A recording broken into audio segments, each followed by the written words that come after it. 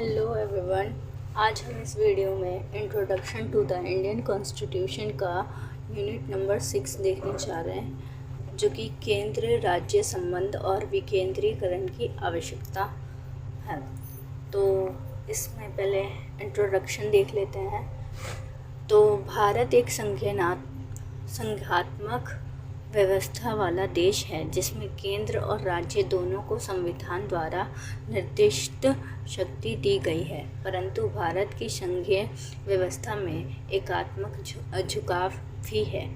अब इसमें क्या है? फर्स्ट, केंद्र राज्य संबंध। तो भारतीय संविधान में केंद्र और राज्य के बीच संबंधों को 3 प्रमुख क्षेत्रों में विभाजित किया गया है। पहला है विधायी का संबंध, जो कि अनुच्छेद 245 से 255 में दिया गया है। संविधान के अनुच्छेद 246 के अनुसार शक्तियाँ 3 सूचियों में बांटी गई है। पहला केंद्रीय सूची, और केंद्रीय सूची में जैसे रक्षा, विदेश नीति, रेलवे आदि केवल संसद बना सकती है। अब सेकंड है राज्य सूची, जिसमें पुलिस, स्वास्थ्य, कृषि आदि राज्य विधानसभा बना सकती है। समवर्ती सूची, शिक्षा, वर्ण, विवाह आदि दोनों बना सकते हैं, पर टकराव की स्थिति में केंद्र का कानून प्रभावी होगा। अब सेकंड है कार्यकारी संबंध, जो कि अनुच्छेद 256 से 283 में। अब राज्यों को केंद्र के निर्देशों का पालन करना होता है। केंद्र राज्य को आवश्यक दिशा निर्देश दे सकता है, और राष्ट्रपति एक राज्य को दूसरे राज्य से विवाद में निर्देश दे सकता है।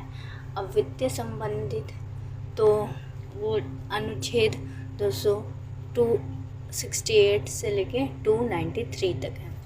अब कर संग्रहण और वितरण का अधिकार दोनों स्तरों पर बटा है। कुछ कर केंद्र वसूलता है, पर राज्यों को वितरित करता है, जैसे जीएसटी। अब वित्त आयोग राज्यों को अनुदान की अनुशंसा करता है। केंद्र आपातकाल में राज्य सूची पर भी कानून बना सकता है। विकेंद्रीकरण की आवश्यकता। अब विकेंद्रीकरण होता क्या है? तो विकेंद्रीकरण का अर्थ है शक्तियों और संसाधनों का निचले स्तर, जैसे कि ग्राम पंचायत, नगर पालिका तक हस्तांतरण। अब आवश्यकता क्यों है इसकी?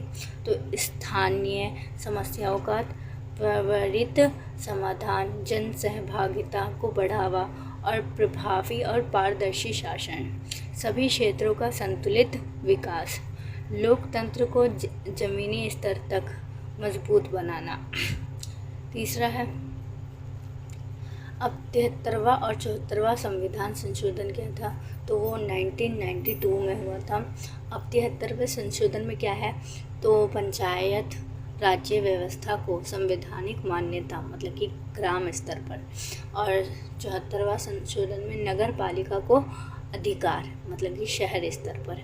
दोनों संशोधनों ने विकेंद्रीकरण को मजबूत किया और स्थानीय संस्थानों को वित्तीय, प्रशासनिक और विधायी अधिकार दिए। निष्कर्ष क्या है? तो भारत जैसे विशाल और विविधतापूर्ण देश में केंद्र और राज्य के बीच सहयोगात्मक संवाद ज़रूरी है। साथ ही विकेंद्रीकरण के ज़रिए लोकतंत्र को ज़मीनी स्तर तक मजबूती मिलती है और जनता की भागीदारी बढ़ती है। एक उत्तरदायित्वपूर्ण और सहभागितापूर्ण शासन प्रणाली के लिए विकेंद्रीकरण अनिवार्य है। Thank you so much. ये वीडियो यहीं पे ख़त्म होती है। अगर आपको ये वीडियो अच्छी लगी तो आप अपने फ्रेंडों को शेयर कर सकें, ताकि वो अपने जो एग्ज़ाम की प्रिपरेशन है वो कर सकें। Thank you.